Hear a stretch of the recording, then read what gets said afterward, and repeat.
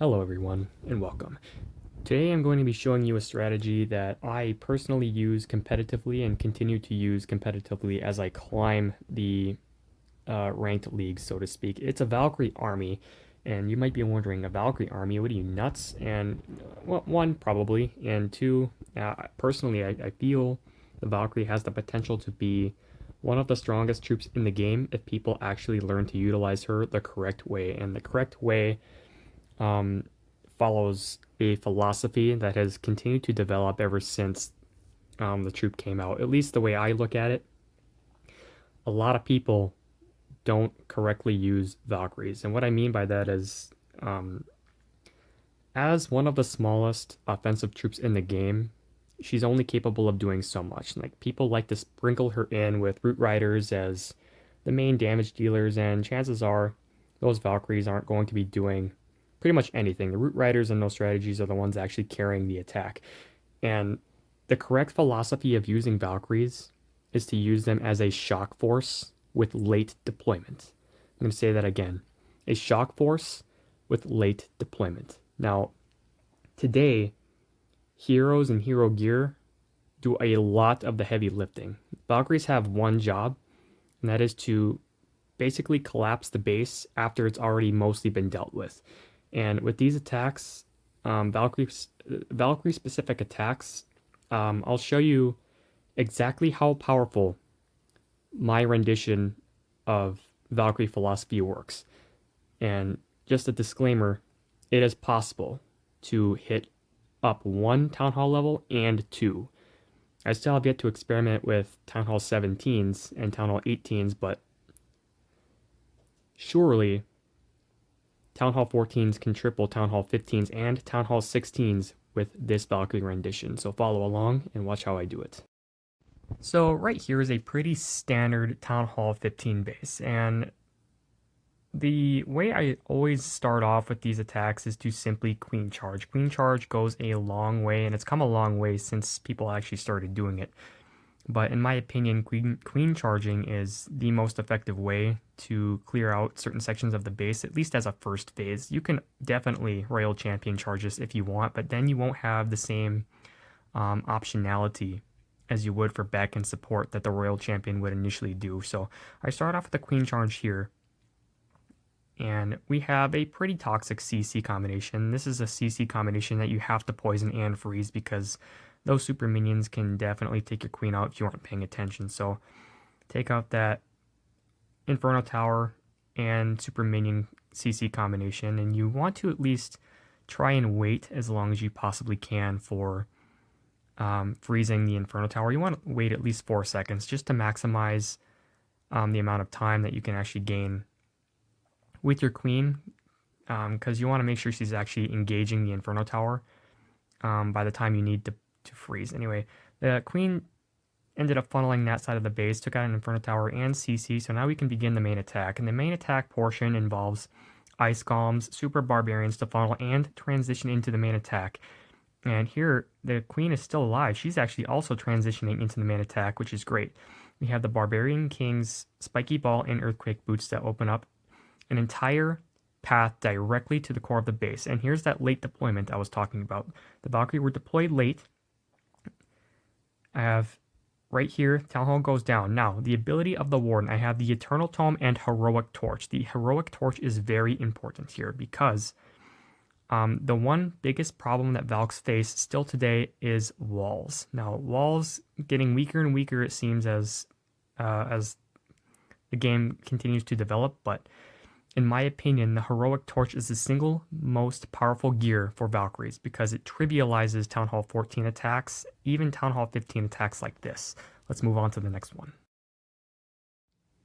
Here we have a normal Town Hall 15 base with double invisibility spell towers, and I typically don't like invisibility spell towers as a defender simply because it can work against the defender, and I'll show you why later in the attack. But we're starting off with a queen charge again, funneling with baby dragons as necessary. And the idea is to go for that monolith and town hall compartment with the queen there also. Ideally, I'd like her to take down both of the expos, but we can't always account for which direction she's going to go or which direction she's going to stay. The compartments all of the compartments actually are open. As you can see, there are gaps on the right and left here, so chances are the queen will go left or right. It just depends. So watch that monolith and queen. That's something we have to freeze. That's a higher level queen, and that can absolutely ruin the attack if we're not paying attention. So the idea is to get the town hall, take down the queen monolith. That's already done. Sprinkle in Coco Loons to pull traps. Unfortunately, we lose 2 healers in this compartment here, so that's not good. But it is what it is. Right now, she's not under too much pressure. And if this invisibility tower were positioned just a little bit better, she would have moved on. But it wouldn't have been a big deal. The invisibility spell tower doesn't last that long anyway. So I use the ability right here, take out that invisibility tower, and she moves on. Now we can begin the main attack here because she's not going to be doing anything more by herself. And we actually use a siege barracks in this attack because we already got the town hall. And all the compartments are open. So I was like, this is a perfect kind of base for a siege barracks. Everything is open. Nothing is going to stop those P.E.K.K.A. and wizards. So I try and get the queen inside the base here, but I'm a little late freezing that scatter, and we end up losing a little bit of potential there. But the P.E.K.K.A., wizards, king, and ice golems are going to take care of the top compartment, and the queen and Valkyrie are going to go right through the middle of the base. And here I'll show you exactly why I don't like invisibility towers, especially if they're placed with good intent. Good news is here the warden actually transitions to the Valkyrie. I was worried they wouldn't, but there's a rage down right in the middle of the base. Valkyrie are blitzing through. They take down all that. Now, that invisibility spell tower actually funnels them directly toward the scatter and the Inferno tower. I just thought that was funny. We still have all the Valkyrie alive here. The top side is clear. Minion Prince is down, and now the base is gone. So just goes to show, with a good queen charge, even a minimal value queen charge, if everything goes right with your pathing and everything, then it works out. Now we're moving on to Town Hall 16s, and right here for the first attack we have, a standard Town Hall 16, not the best base in the world, and maybe some of the walls and heroes are underleveled, but, for enemy heroes and everything, it's kind of, it depends. If you need to freeze them, you freeze them. If you don't, you don't. It just depends on the overall pressure of the base. And right here, a lot of defenses are spread out. So I know the queen is going to be under a lot less pressure. So we can take advantage of that by simply charging into the base and getting the CC, getting the Eagle Artillery. And, unfortunately, the player just had some walls, or not walls, some gaps in the base. You can just, sprinkle some troops in there, take advantage of any traps or whatever. I just throw the rest of the wall breakers down, thinking I might be able to have my queen stay safe while engaging the enemy heroes that are there, but maybe that would have been a bad idea in hindsight. So here I plan on phasing the queen into the main attack because that's always a good idea. You get the firepower of the queen and the healers, excuse me. So the queen is going to take on the minion prince, which is good because Valkyries can't engage the minion prince. And here we can actually begin the main attack. So Ice Golem's down, followed by the log launcher. We funnel with some super barbs, and super barbs are one of my favorite funnelers because they're so fast. King, Apprentice Warden, Grand Warden down, just to kind of start the main push, supported by the queen in this phase. A little bit of advanced phasing there, so that's always good. It's always a great idea if you can somehow get the queen to transition into the main attack. So King's abilities open up that whole section. Now, we have late Valk deployment. The Valkyrie are coming in around the same time that the log launcher is going to pop, releasing the rest of the Valkyrie, higher level Valkyrie. And we have the Royal Champion down here on the bottom, just to get rid of that second or third, whatever you want to call it, that Inferno Tower compartment. Here, I wait for the Valkyrie to get closer to that monolith so that they don't go up top. The Royal Champion down on the bottom is going to take care of that section by herself, no big deal. But the Valkyrie are just going to blitz this entire area up here. The Queen is still alive.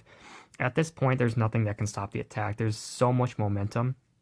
It just goes to show that the Heroic Torch with Valkyrie is such a deadly combination, especially if everything goes well with the Queen Charge and you are able to get good value with the Royal Champion.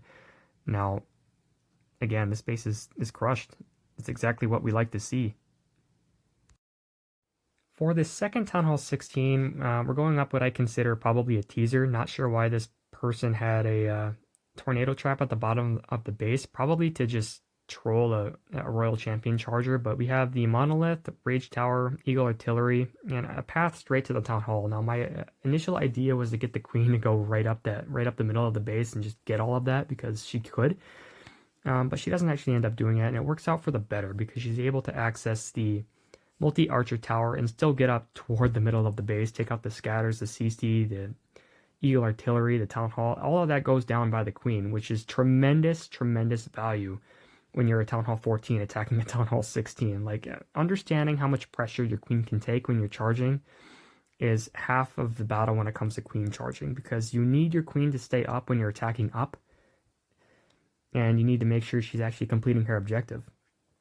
But she's gonna continue her way through here.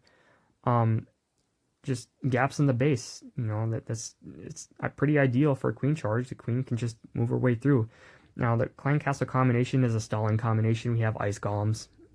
No big deal. The worst they're going to do is just stop her, freeze her, and place her a little bit. Good news is, the only thing attacking her right now is a single Expo and one Scatter. We have one more Rage and 2 freezes left to support her if we want to. But the main attack starts.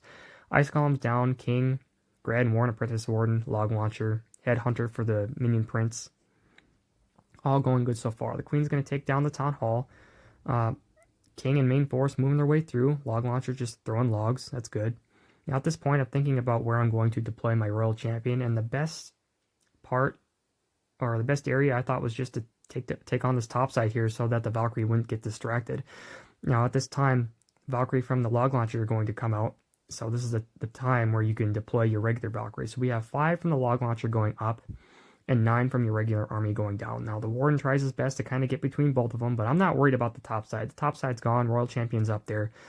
The Heroic Torch is so potent for Valkyrie armies because Valkyries are so fast and under rage and in numbers. Nothing can stop them. Not unless they hit a tornado trap and are under poison. But then again, the damage reduction. There's damage reduction with the Heroic Torch. But everything went so well with this attack. But again, the base was open to it, pun intended. But just goes to show you the power of Valkyries if everything goes well. So I want to talk about the Heroic Torch, because if we understand the Heroic Torch, we know that it allows troops to go through walls. More specifically, it allows troops to go through obstacles, and buildings are considered obstacles. Now, if we take into account Valkyrie AI and behavior, we know that Valkyries will only go between structures if it's most convenient, meaning if it's not a direct beeline in between structures, they're not going to consider that as an option. That's just how the AI interprets pathing. And it works out for the better, considering if they're always trying to go between structures, they can hurt pathing a little bit, blah, blah, blah. It wasn't so good back in the day, or at least people didn't think it was. But Valkyries under normal circumstances would not go between buildings all the time. Now, what the Heroic Torch does is it treats everything, even buildings, as an obstacle. Now, it allows troops to go through obstacles. So, under normal circumstances, the Valkyries here in this picture would go to the Tesla, then it'd go to the Expo, and then the Mortar. Here, under the Heroic Torch, everything becomes convenient, which means the Heroic Torch is directly manipulating the AI's, the behavior and AI of the Valkyrie. So, the Valkyrie here will always want to go in between structures under the Heroic Torch. This is very important because it makes them predictable and it makes them very effective under Rage, Eternal Tome, damage reduction, all that. So we get to see this here in real time. Now, Rage down, because I know exactly where the Valkyries are going to go. They beeline it directly in between those two structures. One goes through the builder here to attack both the builder and the air defense. Here's the same attack. Here's another example. Take a very close look at the cannon and elixir storage right here. When the Valkyrie are coming up from the elixir collector at the bottom, under normal circumstances, had there not been a wall or Heroic Torch or anything, the Valkyries would just simply target the cannon. They wouldn't go between anything. But under Heroic Torch, you can see a Valkyrie goes through the cannon. The others go right between the cannon and elixir storage to attack both at the same time. Now, under normal circumstances, this just wouldn't happen. It goes to show that the Heroic Torch directly manipulates the AI, behavior, pathing, whatever you want to call it, of the Valkyries. So the Heroic Torch makes Valkyries more effective and, increasing their speed, damage reduction, couple that with Eternal Tome. Valkyries become absolute monsters. So that is my specific Valkyrie-centric strategy that I am currently using to push the leagues in Clash of Clans right now. Again, I have over a decade of experience using Valkyries. I've been playing the game for a long time. I am still just a Town Hall 14, but it doesn't matter. You can still attack Town Hall 15s and 16s, maybe even Town Hall 17s if you're able to get enough value with your charges. But the key takeaway from this is you need to keep your Valkyrie protected. You need to keep momentum going, and you need to make sure that there isn't anything that can directly interfere with the shock value that the Valkyries are able to get for you. If something doesn't go right, if the queen charge fails, if the RC goes down early, or if the Valkyries are just stuck somewhere because the warden is not where he needs to be, or something like that, you need to understand that the entire army and this army philosophy requires a lot of control. And that's kind of the appeal of why I like to use Valkyries. Like, nobody likes to use Valkyries because their reputation precedes them basically as difficult to control. And that can be true, but again, it's a skill issue. Can you know, E-Dragons are considered one of the easiest troops to use, and people don't know how to funnel those. Valkyries are really no different. They just require a different way of attacking, looking at the base, funneling, different deployment style. Nobody likes the idea of deploying their Valkyries late, but anyway, that is what I am currently using. If you have any questions or concerns or want to leave any feedback, please don't hesitate to leave a comment down below. I hope you learned something, and I'll see you in the next video.